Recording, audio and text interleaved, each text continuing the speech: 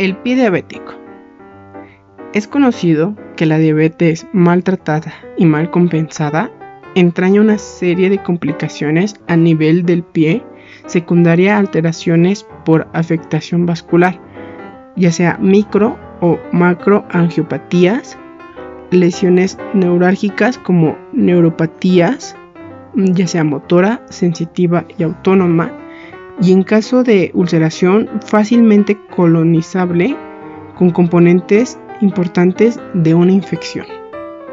Ciertamente, la radiología por sí sola no es capaz de hacer el diagnóstico directo de la diabetes como tal, pero el estudio radiológico a este nivel en pacientes diabéticos nos mostrará alteraciones como tanto en partes blandas como en tejido óseo, que son manifestaciones de los cambios fisiopatológicos sufridos en el pie.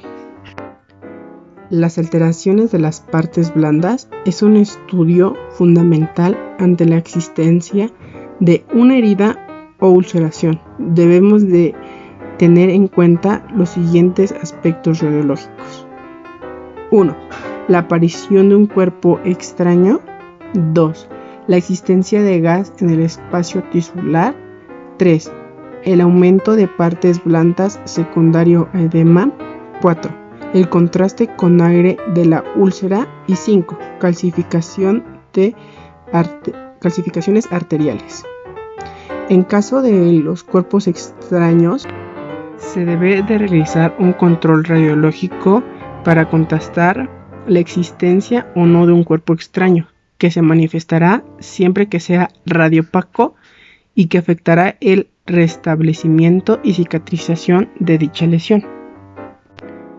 En el caso de la existencia de gas en el espacio tisular, se debe de tomar en cuenta que las lesiones necrosantes de mayor calado es aquella en la que existe una infección por agentes anaerobios, es decir, productores de gas en su metabolismo. Este gas se infiltra en los diferentes planos de tejido blando y se pondrá de manifiesto un control radiológico. Aumento de las partes blandas secundario a edema. El edema es un exceso de líquido intersticial en los tejidos. Por lo tanto, todo factor que aumente lo suficiente la presión del líquido intersticial puede producir un exceso de volumen de este líquido y por lo tanto provocar un edema. Como es en el caso del aumento de la porosidad capilar secundario a un proceso infeccioso propio de los cambios en el endotelio, necesarios para la permeabilidad y el paso a través de los macrófagos, como consecuencia de un líquido serematoso dentro afuera del vaso con la consiguiente aparición de un edema. Como podemos ver aquí en la imagen, hay un aumento de los espacios interóseo como consecuencia del acúmulo de un líquido. Y otro de los aspectos importantes es la calcificación arteriales. En los pacientes diabéticos es extremadamente fácil la calcificación de las paredes arteriales periféricas con o sin obstrucción de la luz. En el pie las encontraremos en las arterias pedia, plantar y tibial posterior, siendo de bastante utilidad cuando tenemos valores elevados de presiones sistólicas en el tobillo, lo que nos facilitará los valores del Doppler. Aquí en la imagen podemos ver la calcificación arterial pedia con el signo de Monker-Berger. Se aprecian como las trayectorias calcificadas a lo largo de la trayectoria del vaso. En el pie diabético también vamos a tener alteraciones en el tejido óseo.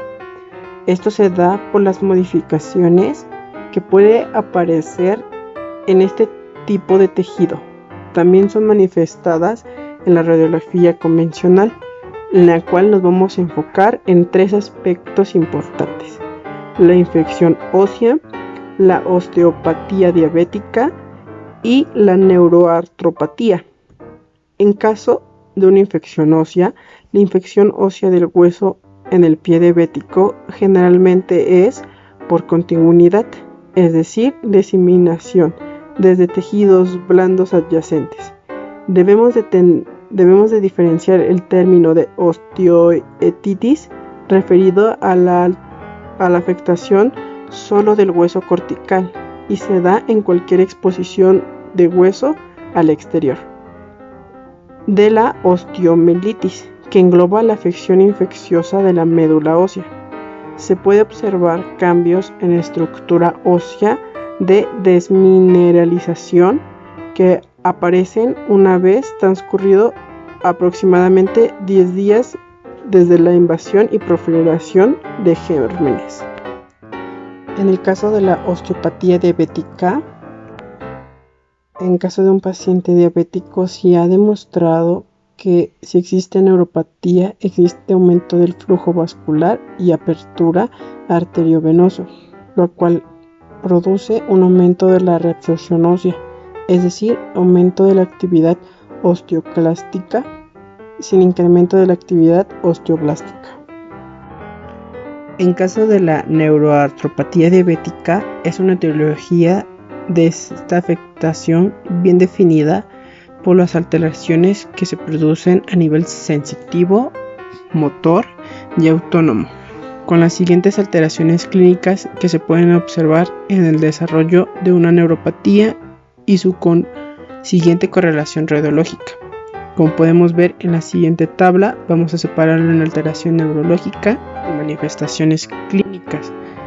En alteraciones neurológicas podemos tener como ejemplo la pérdida de sensibilidad y nociones propioceptivas, la osteopenia, articulaciones laxas, y en las manifestaciones clínicas más habituales son las luxaciones articulares, alteraciones de la secreción de la piel, anhidrosis, microfracturas por la alteración en la distribución de la carga y exceso de presión en los puntos de apoyo.